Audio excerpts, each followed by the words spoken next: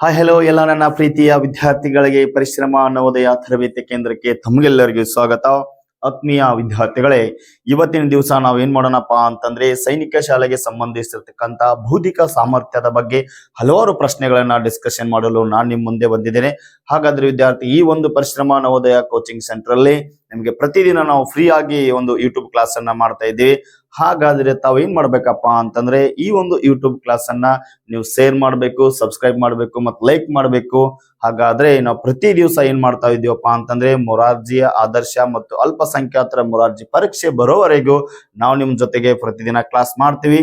ಹಾಗಾದ್ರೆ ಇವತ್ತಿನ ಈ ಒಂದು ಕ್ಲಾಸ್ ನಲ್ಲಿ ಇನ್ನೊಂದು ಇಂಪಾರ್ಟೆಂಟ್ ಆಗಿರ್ತಕ್ಕಂತ ವಿಷಯ ಏನಪ್ಪಾ ಅಂತಂದ್ರೆ ಈ ಒಂದು ಪರಿಶ್ರಮ ಪಬ್ಲಿಕೇಶನ್ ವತಿಯಿಂದ ಮೊರಾರ್ಜಿ ಚಾಂಪಿಯನ್ ಒಂದು 50 ಮಾದರಿಯ ಪ್ರಶ್ನೆ ಪತ್ರಿಕೆಯನ್ನ ನಾವು ತಯಾರು ಮಾಡಿದೀವಿ. ಈ ಒಂದು ಪ್ರಶ್ನೆ ಪತ್ರಿಕೆಯು ಕನ್ನಡ ಮತ್ತು ಇಂಗ್ಲಿಷ್ ಮಾಧ್ಯಮದಲ್ಲಿ ನಿಮಗೆ ಸಿಗ್ತದ. ಹಾಗಾದ್ರೆ ಈ ಪ್ರಶ್ನೆ ಪತ್ರಿಕೆ ಒಳಗ 50 ಮಾದರಿ ಪ್ರಶ್ನೆ ಪತ್ರಿಕೆಗಳದಾವ. ಹಾಗಾದ್ರೆ ಎಷ್ಟು ಪ್ರಶ್ನೆಗಳದಾವ ಅಂತಂದ್ರ 5,000 ಪ್ರಶ್ನೆಗಳನ್ನ ಹೊಂದಿರತಕ್ಕಂತ ಏಕೈಕ ಒಂದು ಕ್ವಶನ್ ಬ್ಯಾಂಕ್ ಆಗಿದೆ. ಈ ಒಂದು ಪ್ರಶ್ನೆ ಪತ್ರಿಕೆಯನ್ನು ನೀವು ತೆಗೆದುಕೊಂಡು ಮೊರಾರ್ಜಿ ಆದರ್ಶ ಅಲ್ಪಸಂಖ್ಯಾತ ಮೊರಾರ್ಜಿ ಪರೀಕ್ಷೆಯನ್ನು ಬರೆಯಕ್ಕೆ ನಿಮಗೆ ತಯಾರಾಗ್ತದ. ಹಾಗಾದ್ರೆ ಅದರ ಜೊತೆಗೆ ನೀವು ಏನ್ ಮಾಡ್ಬೇಕಪ್ಪ ಅಂತಂದ್ರೆ 5ನೇ ತರಗತಿಯಲ್ಲಿ ಇರ್ತಕ್ಕಂತ ಪಠ್ಯ ಪುಸ್ತಕವನ್ನ 4ನೇ ತರಗತಿಯ ಪಠ್ಯ ಪುಸ್ತಕವನ್ನ ನೀವು ಸಂಪೂರ್ಣವಾಗಿ ಓದಿರ್ಬೇಕು. ಅದರ ಜೊತೆಗೆ ಈ ಮಾಡೆಲ್ ಪ್ರಶ್ನೆಗಳನ್ನ ನೀವೇನಾದ್ರೂ ಬಿಡಿಸಿದ್ರೆ ನಿಮಗೆ ಇನ್ನೂ ಸ್ವಲ್ಪ ಸ್ಕೋರ್ ಮಾಡ್ಲಿಕ್ಕೆ ಈಜಿ ಆಗ್ತದ. ಹಾಗಾದ್ರೆ ವಿದ್ಯಾರ್ಥಿಗಳೇ, ಇವತ್ತಿನ ಒಂದು ಇಂಪಾರ್ಟೆಂಟ್ ಆಗಿರ್ತಕ್ಕಂತ ಸೈನಿಕ ಶಾಲೆಯಲ್ಲಿ ಕೇಳ್ತಕ್ಕಂತ ಒಂದು ಮೆಂಟಲ್ ಅಬಿಲಿಟಿ ಅಥವಾ ಬೌದ್ಧಿಕ ಸಾಮರ್ಥ್ಯದ ಪ್ರಶ್ನೆಗಳನ್ನ ನಾವು ಇವತ್ತಿನ ಡಿಸ್ಕಷನ್ ಮಾಡೋಣ. ಹಾಗಿದ್ರೆ ಮೊದಲ ಪ್ರಶ್ನೆ ಏನಿದೆ ಅಂತ ನೋಡೋಣ ವಿದ್ಯಾರ್ಥಿಗಳೇ. ಹಿಂದೂವನ್ನು 61257 ಎಂದು ಮತ್ತು ರಾಮನ್ RAMAಯನ್ನ 84942 ಎಂದು ಸಂಕೇತಿಸಿದರೆ ಇಂದಿರಾ ಅನ್ನ ಹೇಗೆ ಸಂಕೇತಿಸಲಾಗುತ್ತದೆ ಅಂತೇಳಿ ಪ್ರಶ್ನೆಯನ್ನ ಕೊಟ್ಟಿದಾರ. ಈ ಪ್ರಶ್ನೆಯನ್ನು ಯಾವ ರೀತಿ ಬಿಡಿಸ್ಬೇಕಪ್ಪ ಅಂತಂದ್ರೆ ನೋಡ್ರಿ, ಇಲ್ಲಿ ವಿದ್ಯಾರ್ಥಿ ಕೋಡಿಂಗ್ ಮತ್ತು ಡಿ ಕೋಡಿಂಗ್ ದಲ್ಲಿ ಬರ್ತಕ್ಕಂತ ಪ್ರಶ್ನೆ ಇದು. ಇಲ್ಲಿ ಏನ್ ಕೊಟ್ಟಿದ್ದಾರೆ, ಹಿಂದೂ ಅಂತೇಳಿ ಕೊಟ್ಟಿದ್ದಾರೆ. ನೋಡ್ರಿ, HINDU ಅಂತ ಕೊಟ್ಟಿದ್ದಾರೆ. ಅದರ ಮುಂದೆ 61257 ಅಂತೇಳಿ ಏನ್ ಮಾಡಿದಾರ ಅಂದ್ರೆ ಕೋಡಿಂಗ್ ಅನ್ನ ಡಿ ಕೋಡಿಂಗ್ ಅನ್ನ ಕೊಟ್ಟಿದಾರ. ಹಾಗಾದ್ರ ಇಲ್ಲಿ ಏನ್ ಕೊಟ್ಟಿದ್ದಾರೆ, ಮೊದಲು ನೋಡ್ರಿ ಎಷ್ಟೇನಿದೆ, HINDU ಅಂತದ. ಇಲ್ಲಿ 61257 ಅದ. ಅದನ್ನ ಏನ್ ಮಾಡ್ಕೋಬೇಕು ನಾವು, ಈ ಒಂದು ಇಂಗ್ಲಿಷ್ ಅಲ್ಫಾಬೆಟ್ ಕೆಳಗೆ ಏನ್ ಮಾಡ್ಬೇಕು ನಾವು ಬರಿಬೇಕಾಗ್ತದ. ನೋಡ್ರಿ, ಮೊದಲ ಸಂಖ್ಯೆ ಏನದ 6 ಅದ, ಆಮೇಲೆ ಎರಡನೇ ಸಂಖ್ಯೆ ಏನದ 1 ಅದ, ಆಮೇಲೆ ಮೂರನೇ ಸಂಖ್ಯೆ ಏನಾಗ್ಯದಪ್ಪ ಅಂದ್ರೆ 2 ಅದ, ಇಲ್ಲಿ ನಾಲ್ಕನೇ ಸಂಖ್ಯೆ ಏನಾಗ್ಯದ 5 ಅದ, ಇಲ್ಲಿ 7 ಅದ. ಓಕೆ, ಮುಂದೆ ನೋಡ್ರಿ, ರಾಮಣ್ಣ ಏನ್ ಕೊಟ್ಟಿದಾರ ಸಂಖ್ಯೆ ಅಂತಂದ್ರೆ 84942 ಅಂತ ಕೊಟ್ಟಿದ್ದಾರೆ. ಅದನ್ನು ನಾವು ಏನ್ ಮಾಡ್ಬೇಕು, ಅದೇ ರೀತಿ ಬರ್ಕೋಬೇಕಾಗ್ತದ. RAM. ನೆಕ್ಸ್ಟ್ ನೋಡಿಲಿ, A ಅಂತ ಕೊಟ್ಟಿದ್ದಾರೆ, N ಅಂತ ಕೊಟ್ಟಿದ್ದಾರೆ. ಇಲ್ಲಿ ಏನ್ ಕೊಟ್ಟಿದ್ದಾರೆ ನೋಡಿ ಸಂಖ್ಯೆ 8, ಆಮೇಲೆ 4942 ಅಂತ ಕೊಟ್ಟಿದ್ದಾರೆ. ಹಾಗಾದ್ರೆ ಈ ಇಂದಿರಾ ಅಂತಕ್ಕಂಥದ್ದು ಏನಾಗ್ತದ ಅಂತೇಳಿ ಪ್ರಶ್ನೆಯನ್ನು ಕೊಟ್ಟಿದಾರ. ವಿದ್ಯಾರ್ಥಿಗಳನ್ನ ತಿಳ್ಕೊಂಡ್ಬಿಡ್ಬೇಕು. ಇಲ್ಲಿ ಈ ಒಂದು ಇಂಗ್ಲಿಷ್ ಅಲ್ಫಾಬೆಟ್ ದಲ್ಲಿ ಇರ್ತಕ್ಕಂತ ಒಂದು ಈ ಅಲ್ಫಾಬೆಟ್ ಗಳನ್ನ ತೆಗೆದುಕೊಂಡು ಏನ್ ಮಾಡ್ಯಾರಂದ್ರ ಇಂದಿರಾ ಅಂತ ಹೇಳಿ ಒಂದು ಕೋಡಿಂಗ್ ಅನ್ನ ನಿಮ್ಗೆ ಇಲ್ಲಿ ಏನ್ ಮಾಡಿದಾರೆ ಕೊಟ್ಟಿದಾರ. ಇದರ ಡಿ ಕೋಡಿಂಗ್ ಏನಾಗ್ತದ ಅಂತ ಹೇಳಿ ನಿಮ್ ಪ್ರಶ್ನೆಯನ್ನ ಕೇಳಿದಾಗ ಇಲ್ಲಿ ಯಾವ ಸಂಖ್ಯೆ, ಯಾವ ಒಂದು ಇಂಗ್ಲಿಷ್ ಅಲ್ಫಾಬೆಟ್ ಒಳಗೆ ಯಾವ ಸಂಖ್ಯೆ ಇದೆಯಲ್ಲ ಅದೇ ಸಂಖ್ಯೆಯನ್ನ ನೀವು ಬರ್ದ್ಬಿಟ್ರೆ ಏನಾಗ್ತದ, ನಮ್ಗೆ ಆನ್ಸರ್ ಈಜಿಯಾಗಿ ಸಿಗ್ತದ. ನೋಡೋಣ ಇಲ್ಲಿ ಏನಾಗ್ತದ ಅಂತ, INDIRAS.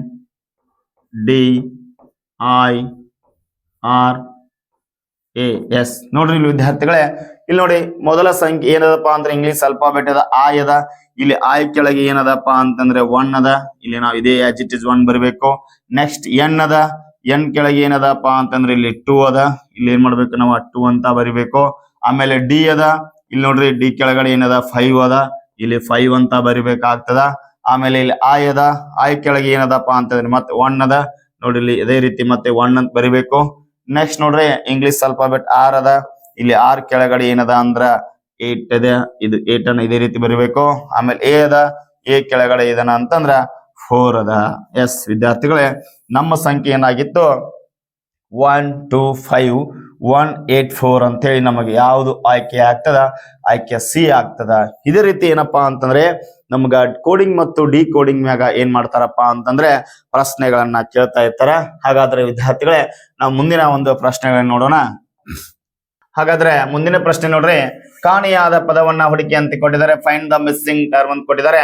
ಇಲ್ಲಿ ಏನಾಗ್ತದ ಅಂತಂದ್ರೆ ಇಲ್ಲಿ 58 60, 63, 68, 75, 86 ಅಂತ ಹೇಳಿ ಕೊಟ್ಟಿದ್ದಾರೆ. ಇಲ್ಲಿ ಯಾವ ಒಂದು ಸಂಖ್ಯೆ ಏನಾಗಿದೆ ಕಾಣೆ ಆಗಿದೆ ಅಂತ ಹೇಳಿ ಪ್ರಶ್ನೆಯನ್ನ ಕೊಟ್ಟಾಗ 58 ಮತ್ತು 60ಕ್ಕೆ ಎಷ್ಟು ಡಿಫ್ರೆನ್ಸ್ ಅದ ಅಂದ್ರೆ 2 ಡಿಫ್ರೆನ್ಸ್ ಅದ. 60 ಮತ್ತು 63ಕ್ಕೆ ಏನದ 3 ಡಿಫ್ರೆನ್ಸ್ ಅದ. 63, 68ಕ್ಕೆ ಏನದ 5 ಡಿಫ್ರೆನ್ಸ್ ಅದ. 68 ಮತ್ತು 75ಕ್ಕೆ ಏನದ 7 ಡಿಫ್ರೆನ್ಸ್ ಆಗ್ತದ. 75 ಮತ್ತು 86ಕ್ಕೆ ಏನಾಗ್ತದ 11 ಡಿಫ್ರೆನ್ಸ್ ಆಗ್ತದ. ಇನ್ನು 86ಕ್ಕೆ ಎಷ್ಟು ನಾವು ಪ್ಲಸ್ ಮಾಡಿದಾಗ ಮುಂದಿನ ಸಂಖ್ಯೆ ಸಿಗ್ತದ ಅಂತಂದ್ರೆ ಇಲ್ಲಿ ಕೆಳಗಡೆ ನೋಡಿದಾಗ ನಮ್ಗೆಲ್ಲ ಏನಪ್ಪಾ ಅಂದ್ರೆ ಪ್ರೈಮ್ ನಂಬರ್ ಏನಂದ್ರಿ ಅವಿಭಾಜ್ಯ ಸಂಖ್ಯೆಗಳಂತೇಳಿ ಕರಿತೀವಿ. ಏನ್ರಿ ಅವಿಭಾಜ್ಯ ಸಂಖ್ಯೆಗಳು ಗೊತ್ತಿರಬೇಕಾಗ್ತದ ಮೆಂಟಲ್ ಅಬಿಲಿಟಿ ಬಿಡಿಸುವಾಗ. ಮತ್ತು ವರ್ಗ ಸಂಖ್ಯೆ ಗೊತ್ತಿರಬೇಕು, ಮತ್ತು ಗಣಸಂಖ್ಯೆ ಗೊತ್ತಿರಬೇಕು, ಮತ್ತು ಅವಿಭಾಜ್ಯ ಸಂಖ್ಯೆಗಳು ಗೊತ್ತಿರಬೇಕು. ಅದ್ರ ಮ್ಯಾಗ ಏನಾಗ್ತದ ಸರಣಿಯೊಳಗೆ ಪ್ರಶ್ನೆಯನ್ನ ಕೇಳ್ತಾ ಇರ್ತಾರೆ. ಹಾಗಾದ್ರೆ 2, 3, 5, 7, 11 ಇವು ಅವಿಭಾಜ್ಯ ಸಂಖ್ಯೆಗಳಾದ್ರ ಮುಂದಿನ ಅವಿಭಾಜ್ಯ ಸಂಖ್ಯೆ ಯಾವ್ದಾಗ್ತದ ಅಂದ್ರ 13 ಆಗ್ತದ. ಹಂಗಾದ್ರೆ ಇಲ್ಲಿ 86ಕ್ಕ ನಾವು 13 ಕೂಡಿಸಿದಾಗ ಏನಾಗ್ತದಪ್ಪ ಅಂತಂದ್ರೆ 99 ಆಗ್ತದ. ನಮ್ಮ ಕಾಣೆಯಾದ ಸಂಖ್ಯೆ ಯಾವ್ದ್ರಿ ಇದು 96 ಆಗ್ತದ. ಈ 96 ಎಲ್ಲಿದಪ್ಪ ಅಂತಂದ್ರೆ ಆಪ್ಷನ್ಸ್ ಡಿ ಒಳಗದ. ಎಸ್, ಈ ರೀತಿ ಪ್ರಶ್ನೆಗಳು ಬಂದಾಗ ಬಹಳ ಈಜಿ ಆಗಿರ್ತಕ್ಕಂತ ಪ್ರಶ್ನೆಗಳನ್ನ ಕೇಳ್ತಾರ. ನೀವೇನ್ ಮಾಡ್ಬೋದು ಪ್ರಶ್ನೆಗಳಿಗೆ ಉತ್ತರವನ್ನ ನೀಡಬಹುದು. ಎಸ್, ನೋಡ್ರಿ ಎರಡನೇ ಜೋಡಿಯಲ್ಲಿ ಕಾಣೆಯಾದ ಸಂಖ್ಯೆಯನ್ನ ಕಂಡು ಹಿಡಿಯಿರಿ ಅಂತ ಹೇಳಿ ಕೊಟ್ಟಿದ್ದಾರೆ. Find the missing number in the second fire ಅಂತ ಹೇಳಿ ಕೊಟ್ಟಾಗ ಇಲ್ಲಿ ಏನ್ ಮಾಡಿದಾರಪ್ಪ ಅಂತಂದ್ರೆ ಇಲ್ಲಿ 7 ಹೌದಾ 50 ಅಂತ ಕೊಟ್ಟಿದ್ದಾರ. ಹಾಗಾದ್ರೆ 9 ಏನಾಗ್ತದ ಅಂತ ಹೇಳಿ ನೀವು ಬರಿಬೇಕು. ಏನಿಲ್ಲ, ಏನ್ ಮಾಡಿದಾರಪ್ಪ ಅಂತಂದ್ರೆ 7 ಇಂಟು 7 ಎಷ್ಟಾಗ್ತದ ಅಂದ್ರ 49 ಆಗ್ತದ. ಇದಕ್ಕೆ ಪ್ಲಸ್ 1 ಮಾಡ್ಯಾರ, ಅದಕ್ಕೆ ಏನಾಗ್ಯದ್ರಿ 50 ಆಗ್ಯದ. ಅರ್ಥ ಆಯ್ತಾ? 7 ಇಂಟು 7 ಮಾಡಿದಾರ 49 ಆಗ್ತದ. ಪ್ಲಸ್ 1 ಮಾಡಿದಾರ 50 ಆಗ್ತದ. ಅಂದ್ರ 7ರ ವರ್ಗ ಎಷ್ಟ್ರಿ 7 7 49 ಆಗ್ತದ. ಅದಕ್ಕೆ ಪ್ಲಸ್ 1 ಮಾಡಿದಾಗ 50 ಆಗ್ತದ. ಹಂಗಾದ್ರ ನಮಗ 9ರ ವರ್ಗ ಎಷ್ಟ ಆಗ್ತದ ರೀ 81 ಆಗ್ತದ. ಇದಕ್ ಪ್ಲಸ್ 1 ಮಾಡಿದ್ರೆ ಏನಾಗ್ತದ್ರಿ 82 ಆಗ್ತದ. ನಮ್ಮ ಉತ್ತರ ಎಷ್ಟ್ರಿ 82. ಪ್ರಶ್ನೆ ಎಲ್ಲದ ಬಿ ಒಳಗದ. ಈ ರೀತಿ ಪ್ರಶ್ನೆಗಳನ್ನ ಏನ್ ಮಾಡ್ತಾರ ವರ್ಗ ಸಂಖ್ಯೆಗಳ ಮೇಲಾಗ್ಲಿ ಘನಸಂಖ್ಯೆಗಳ ಮೇಲಾಗ್ಲಿ ನಿಮ್ ಪ್ರಶ್ನೆಯನ್ನ ಕೇಳ್ತಿರ್ತಾರ. ಆ ಪ್ರಶ್ನೆಗಳಿಗೆ ನೀವ್ ಏನ್ ಮಾಡ್ಬೇಕು ಫ್ರೀ ಆಗಿ ಉತ್ತರವನ್ನ ನೀಡಬೇಕಾಗ್ತದ. ಎಸ್, ಇಲ್ಲಿ ನೋಡ್ರಿ ಇಲ್ಲೊಂದು ಪ್ರಶ್ನೆ ಅದ. ಏನದ ಅಂದ್ರ ಎ ಬಿ ಯ ಮೊಮ್ಮಗ ನೋಡ್ರಿ, ಎ ಬಿ ಯು ಮೊಮ್ಮಗ ಸಿ ಮತ್ತು ಡಿ, ಬಿ ಯ ಮಕ್ಕಳು ಎ ಮತ್ತು ಸಿ, ಎ ಮತ್ತು ಸಿ ಯ ಮಗ ಎ ಡಿ ಗೆ ಹೇಗೆ ಸಂಬಂಧ. ಬಹಳ ಏನಾಗ್ತದ ಅಂದ್ರ ಈ ರೀತಿ ಕೊಟ್ಟಾಗ ನಿಮ್ಗೆ ಏನಾಗ್ತದ ಸ್ವಲ್ಪ ಡಿಫ್ರೆನ್ಸ್ ಅನಿಸ್ತದ. ನೋಡ್ರಿ ಬಹಳ ಈಜಿ ಆಗಿರ್ತದ ಪ್ರಶ್ನೆ. ಎ ಬಿ ಯ ಮೊಮ್ಮಗ, ಎ ಯು ಬಿ ಯ ಮೊಮ್ಮಗ ಹಿಂಗ್ ತಿಳ್ಕೊಬೇಕ ನಾವು. ಎ ಯು ಏನಂತ್ರಿ ಬಿ ಯ ಮೊಮ್ಮಗ. ನೋಡ್ರಿ ಇನ್ನೊಂದ್ಸಲ ನೋಡ್ರಿ, ಎ ಯು ಬಿ ಯ ಮೊಮ್ಮಗ. ನೋಡ್ರಿ ಬಿ ಯ ಮೊಮ್ಮಗ ಯಾರತ್ತ ಎ ಅತ್ತ. ಹೌದಾ? ಏನತ್ರಿ ಬಿ ಯ ಮೊಮ್ಮಗ ಯಾರ್ರಿ ಎ ಅತ್ತ. ಇವ್ ಅಜ್ಜ ಆದ, ಇವ್ ಮೊಮ್ಮಗ ಆದ. ಕರೆಕ್ಟಾ? ಹಂಗಾದ್ರ ಇವ್ರ ಅಜ್ಜ ಇವ್ರ ಮೊಮ್ಮಗ ಆದಾಗ ಇಲ್ಲಿ ತಂದೆ ಅಥವಾ ತಾಯಿ ಇರ್ಬೇಕಲ್ಲ. ಆ ತಂದೆ ಅಥವಾ ತಾಯಿಗೆ ಏನ್ ಮಾಡ್ಬೇಕಂದ್ರ ನಾವ್ ಈ ರೀತಿ ಗುರುತವನ್ನ ಮಾಡ್ಕೋಬೇಕಾಗ್ತದ. ಹೌದಾ? ಎಸ್, ಏನ್ರಿ ಈ ರೀತಿ ಏನ್ ಮಾಡ್ಬೇಕಾಗ್ತದ ನಾವು ಗುರುತವನ್ನ ಮಾಡಬೇಕಾಗ್ತದ. ಎಸ್, ಇವ್ರಿಬ್ರು ಸಂಬಂಧ ಏನಾತ್ರಿ ಇವ್ರ ಅಜ್ಜ ಆದ, ಇವ್ ಮೊಮ್ಮಗ ಆದ. ನಂತರ ನೋಡ್ರಿ ಸಿ ಮತ್ತು ಡಿ ಬಿ ಯ ಮಕ್ಕಳು. ಸಿ ಮತ್ತು ಡಿ ಯಾರತ್ರಿ ಬಿ ಯ ಮಕ್ಕಳತ್. ನೋಡ್ರಿ ಬಿ ಯ ಮಕ್ಕಳು ಯಾರಂತ ಸಿ ಅಂತ ಡಿ ಅಂತ. ಇವ್ರಿಬ್ರು ಏನಂತಂದ್ರ ಬಿ ಯ ಮಕ್ಕಳು. ಇವ್ರಿಬ್ರು ಏನಾದ್ರಿ ಬಿ ಯ ಮಕ್ಕಳಾಗ್ತಾರ. ನಂತರ ನೋಡ್ರಿ ಎ ಸಿ ಯ ಮಗ. ಎ ಯಾರಂತ್ರಿ ಸಿ ಯ ಮಗ. ನೀವು ಯಾರ ಮಗ ಆದ್ರಿ ಸಿ ಯ ಮಗ ಆದ. ಇಲ್ಲೇ ತಿಳ್ಕೊಬೇಕು ನೀವು. ಹೌದಾ? ಸಿ ಯ ಮಗ ಯಾರಂತ ಎ ಅಂತ. ಎ ಯು ಡಿ ಗೆ ಹೇಗೆ ಸಂಬಂಧ. ಡಿ ಗೆ ಎ ಗೆ ಏನ್ ಸಂಬಂಧ ಆಕ್ಕಾರಂದ್ರ ಏನಕ್ಕನ್ರಿ ಚಿಕ್ಕಪ್ಪ ಆಗ್ತಾನ. ಇಲ್ಲಿ ಏನಾಗ್ಯದ ಚಿಕ್ಕಮ್ಮ ಆಗ್ಯದ.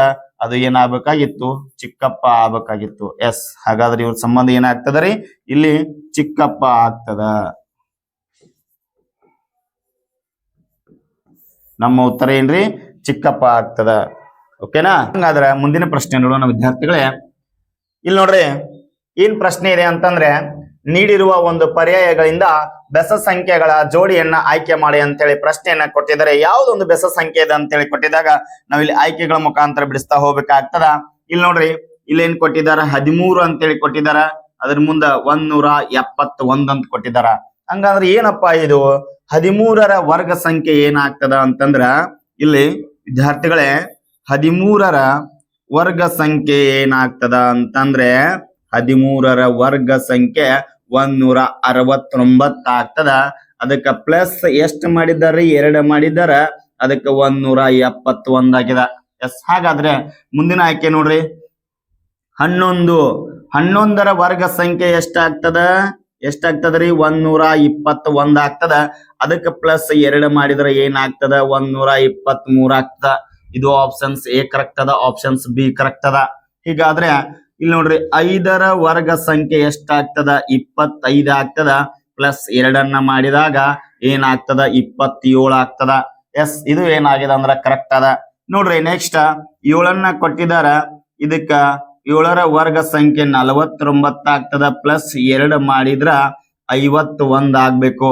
ಹಾಗಾದ್ರೆ ಇದು ಎಷ್ಟಾಗ್ಯದ 53 ಆಗ್ಯದ. ಹಂಗಾದ್ರ ಇದ್ರಾಗ ಬೆಸ ಸಂಖ್ಯೆ ಯಾವ್ದಪ್ಪ ಅಂದ್ರೆ ಆಪ್ಷನ್ಸ್ ಡಿ ಆಗ್ಯದ. ನೋಡ್ರಿ ವಿದ್ಯಾರ್ಥಿಗಳು, ನಾನು ಹೇಳ್ತಾ ಇದ್ದೀನಲ್ಲ, ಗಣ ಸಂಖ್ಯೆ ಆಗ್ಲಿ ಬೆಸ ಸಂಖ್ಯೆ ಆಗ್ಲಿ ಅವಿಭಾಜ್ಯ ಸಂಖ್ಯೆಗಳ ಮ್ಯಾಗ ಏನಾಗ್ತದ ಅಂದ್ರ ಜಾಸ್ತಿ ಮೆಂಟಲ್ ಎಬಿಲಿಟಿ ಒಳಗ ಪ್ರಶ್ನೆಗಳು ಬರೋದ್ರಿಂದ ನೀವೇನ್ ಮಾಡ್ಬೇಕು, ಪ್ರತಿದಿನ ಒಂದ್ಸಾರಿ ಆದ್ರ ಅವ್ನ ಏನ್ ಮಾಡ್ಬೇಕ್ರಿ ರಿಪೀಟ್ ಮಾಡ್ತಾ ಹೋಗ್ಬೇಕಾಗ್ತದ.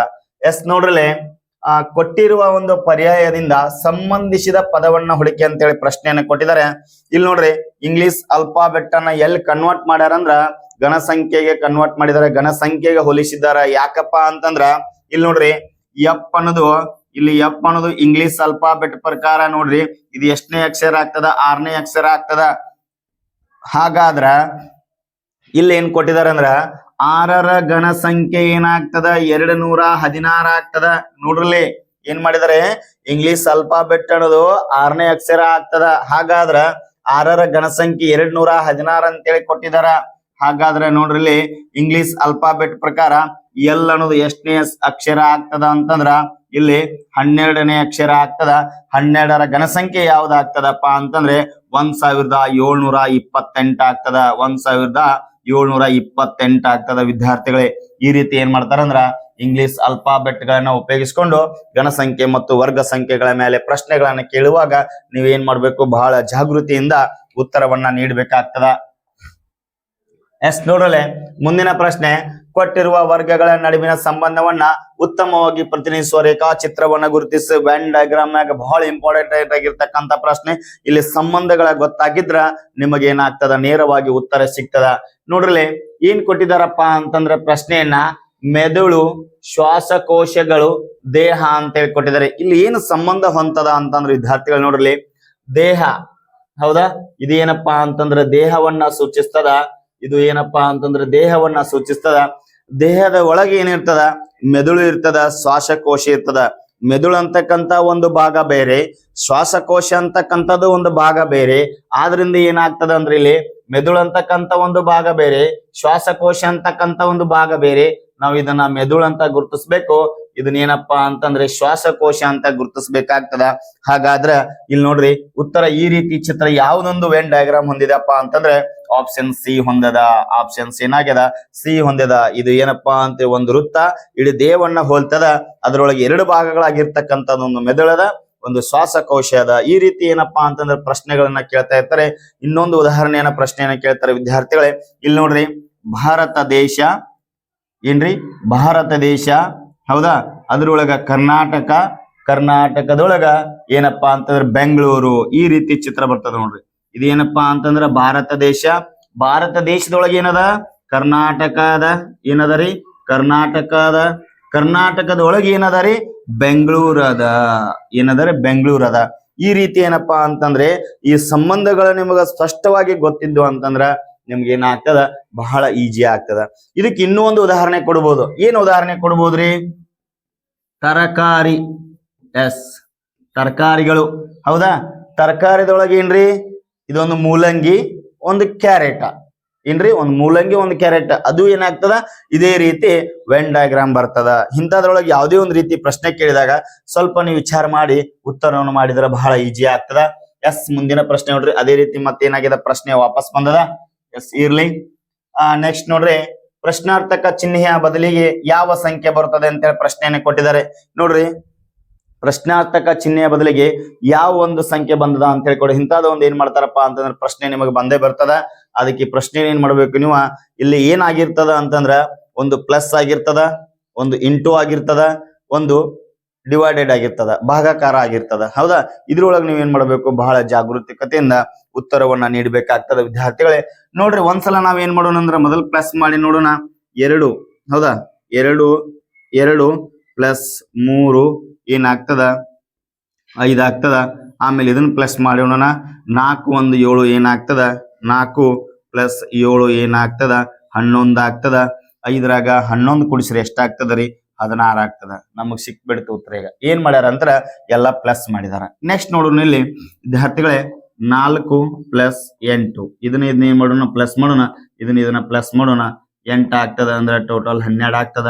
5 ಪ್ಲಸ್ 1 ಏನಾಗ್ತದ, 6 ಆಗ್ತದ. 12ರಾಗ 6 ಕೂಡಿಸ್ರಿ ಏನಾಗ್ತದ, ನಮ್ಮ ಉತ್ತರ 18 ಆತು. ಇನ್ ನಿಮಗ ಈಜಿಯಾಗಿ ಉತ್ತರ ಸಿಕ್ಬಿಡ್ತದ. ನೋಡ್ರಿ ಇಲ್ಲಿ ಏನಾಗ್ತದ ಅಂದ್ರ 6 ಪ್ಲಸ್ 7 ಏನಾಗ್ತದ, ನಿಮ್ಗ 13 ಆಗ್ತದ. 5 ಪ್ಲಸ್ 1 3 ಏನಾಗ್ತದ, 8 ಆಗ್ತದ. 13 1 8 ಎಷ್ಟಾಗ್ತದ ರೀ, ನಿಮ್ಗ ಟೋಟಲ್ ಕೂಡಿಸಿದಾಗ 21 ಆಗ್ತದ. ನಮ್ಮ ಪ್ರಶ್ನೆ ಯಾವ್ದಾಗ್ತದ ಅಂದ್ರ 21 ಆಗ್ತದ.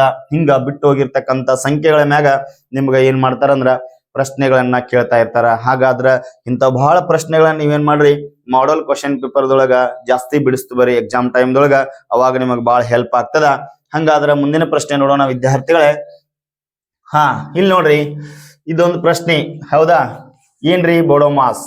ಹೌದಾ? ಬೋಡೋಮಾಸ್ ಮ್ಯಾಗ ಪ್ರಶ್ನೆಯನ್ನ ಕೇಳ್ತಾ ಇರ್ತಾರ. ಮೊದಲು ಇಂಥ ಪ್ರಶ್ನೆ ಮೆಂಟಲ್ ಎಬಿಲಿಟಿ ಒಳಗೆ ಕೇಳಿದ್ರಂದ್ರ ನೀವು ಮೊದಲು ಭಾಗಾಕಾರ ಮಾಡ್ಬೇಕು, ಗುಣಾಕಾರ ಮಾಡ್ಬೇಕು, ಕೂಡಿಸ್ಬೇಕು, ಕಳಿಬೇಕು. ಎಸ್, ಏನೇನ್ ಮಾಡ್ಬೇಕ್ರಿ ನಾವು ಮೊದಲ್ರಿ? ಫಸ್ಟ್ ಏನ್ ಮಾಡ್ಬೇಕ್ರಿ, ಭಾಗಾಕಾರ ಮಾಡ್ಬೇಕು, ಆಮೇಲೆ ಗುಣಾಕಾರ ಮಾಡ್ಬೇಕು, ಆಮೇಲೆ ಪ್ಲಸ್ ಮಾಡ್ಬೇಕು, ಆಮೇಲೆ ಮೈನಸ್ ಮಾಡ್ಬೇಕು. ಇವಷ್ಟು ನೀವು ನೆನಪಿಟ್ಕೊಂಡ್ಬಿಟ್ರಿ ಅಂದ್ರ ನಿಮ್ಗೆ ಏನಾಗ್ತದ, ಬಹಳ ಈಜಿ ಆಗ್ತದ. ಯಾವುದೇ ಒಂದು ಸಂಖ್ಯೆ ಇರ್ಲಿ ಬೋಡೋಮಾಸ್ದೊಳಗ ಫಸ್ಟ್ ಭಾಗಾಕಾರ, ಆಮೇಲೆ ಗುಣಾಕಾರ, ಆಮೇಲೆ ಕೂಡ್ಸುದು, ಆಮೇಲೆ ಕಳಿದು, ಇಷ್ಟ ಮಾಡಿದ್ರ ಈ ಪ್ರಶ್ನೆಗೆ ಉತ್ತರ ಸಿಗ್ತದೆ. ಇಲ್ಲಿ ಹೆಂಗ್ ಕೊಟ್ಟಿರ್ತಾರ ಅಂತ ಮೊದಲು ಏನ್ ಮಾಡ್ಬೇಕು, ನಾವ್ ಸ್ಪಷ್ಟವಾಗಿ ಬರ್ಕೋಬೇಕು. ಸ್ವಲ್ಪ ಈ ಕಡೆ ಲಕ್ಷ ಕೊಡ್ರಿ. ಇಲ್ಲಿ ಏನ್ ಮಾಡ್ಯಾರ, ಫಸ್ಟ್ 44 ಅಂತೇಳಿ ಕೊಟ್ಟಾರ. ಅದ್ರ ಮುಂದೆ ಕ್ಯೂ ಅಂತೇಳಿ ಕೊಟ್ಟಾರ. ಈ ಕ್ಯೂ ಅಂದ್ರೆ ಏನ್ ಅನ್ನೋದು ಮ್ಯಾಗಿಲ್ ಕೊಟ್ಟ ನೋಡ್ರಿ. ಏನ್ ಕೊಟ್ಟಾರ ಪ್ರಶ್ನೆ ನೋಡ್ಕೊರಿ. ಪಿ ಎಂದರೆ ಪ್ಲಸ್ 10, ಕ್ಯೂ ಎಂದರೆ ಇಂಟು 10, ಆರ್ ಎಂದರೆ ಭಾಗಾಕಾರ, ಎಸ್ ಎಂದರೆ ಮೈನಸ್ ಆಗಿದ್ದರೆ ಆಗ 44 Q 9 R 12 S 6 Q 4 P 16 = ಎಷ್ಟ್ ಆಗ್ತದ ಅಂತೇಳಿ ಪ್ರಶ್ನೆ ಕೇಳ್ಯಾರ. ಹಂಗಾರ ವಿದ್ಯಾರ್ಥಿಗಳೇ ಇಲ್ಲಿ ನೋಡ್ರಿ, ಇಲ್ಲಿ ಏನ್ ಕೊಟ್ಟಾರ, ಕ್ಯೂ ಅಂತ ಕೊಟ್ಟಾರ. ಕ್ಯೂ ಅಂದ್ರ ಏನ್ ಅಂದಾರ್ರಿ, ಇಲ್ಲಿ ನೋಡ್ಕೋಬೇಕು. ಇಲ್ಲಿ ಕ್ಯೂ ಅಂದ್ರ ಇಂಟು ಅಂದಾರ. ನಾವ್ ಏನ್ ಮಾಡ್ಬೇಕು, ಇಂಟು ಬರ್ಕೋಬೇಕು. ಆಮೇಲೆ ಎಷ್ಟದ ಸಂಖ್ಯೆ ಮತ್ತ ಅದೇ ಸಂಖ್ಯೆ ಬರ್ಕೋಬೇಕು, 9. ಇಲ್ಲಿ ಆರ್ ಅಂತ ಕೊಟ್ಟಾರ. ಆರ್ ಅಂದ್ರೆ ಏನದರ, ಇಲ್ಲಿ ಆರ್ ಅದ ಅಂದ್ರ ಭಾಗಾಕಾರದ, ಡಿವೈಡೆಡ್ ಬೈ ಎಸ್. ನೆಕ್ಸ್ಟ್ ಸಂಖ್ಯೆ ಯಾವ್ದದ, 12 ಅದ. ಅದನ್ನು 12 ಬರ್ಕೋಬೇಕು. ನೆಕ್ಸ್ಟ್ ಎಸ್ ಅಂದಾರ. ಎಸ್ ಅಂದ್ರೆ ಏನಂತ ಕೊಟ್ಟಾರ ನೋಡ್ರಿ. ಇಲ್ಲಿ ಎಸ್ ಅಂದ್ರ ಮೈನಸ್ ಅಂತ. 12 ಆಗಂತ ಎಸ್ ಅದ, ಇಲ್ಲಿ ಮೈನಸ್ ಬರಿಬೇಕು. ಆರ್ ಅದ, ಮತ್ ಹೆಂಗ ಆರ್ ಅದ ಅದೇ ರೀತಿ ಬರ್ಕೋಬೇಕು. ನೆಕ್ಸ್ಟ್ ಕ್ಯೂ ಅಂತ ಕೊಟ್ಟಾರ. ಕ್ಯೂ ಅಂದ್ರೆ ಏನ್ ಬರ್ದಿವಿ ನಾವು, ಮತ್ತ ಇಂಟು ಬರ್ದಿವಿ. ಆಮೇಲೆ ಏನದ, 4 ಅದ, ಇಲ್ಲಿ 4 ಬರಿಬೇಕಾಗ್ತದ. ನೆಕ್ಸ್ಟ್ ಪಿ ಅದ. ಪಿ ಅಂದ್ರೆ ಏನಂತ ಕೊಟ್ಟಾರ ನೋಡ್ರಿ. ಇಲ್ಲಿ ಎಸ್. ಪಿ ಅಂದರೆ ಪ್ಲಸ್ ಅಂತ. ಪಿ ಅಂದ್ರೆ ಏನ, ಪ್ಲಸ್ ಅತ್ತ. ನೆಕ್ಸ್ಟ್ ಸಂಖ್ಯೆ 16 ಐತಿ. ನಮಗೆ ಇಲ್ಲಿ ಕ್ವಶನ್ ಮಾರ್ಕ್. ಎಷ್ಟ್ ನಮಗೇನಾತ, ಈಗ ಚಿಹ್ನೆಗಳು ಸಿಕ್ಕು. ಗೊತ್ತಾಯ್ತಲ್ಲ ಯಾವ ರೀತಿ ಚಿಹ್ನೆಗಳನ್ನ ತೆಗೆದುಕೋಬೇಕಂತ. ನೆಕ್ಸ್ಟ್ ನೋಡ್ರಿ, ಇನ್ನು ಏನ್ ಮಾಡ್ಬೇಕು, ಫಸ್ಟ್ ಏನ್ ಹೇಳ್ರಿ, ಭಾಗಾಕಾರ ಮಾಡ್ಕೋಬೇಕು.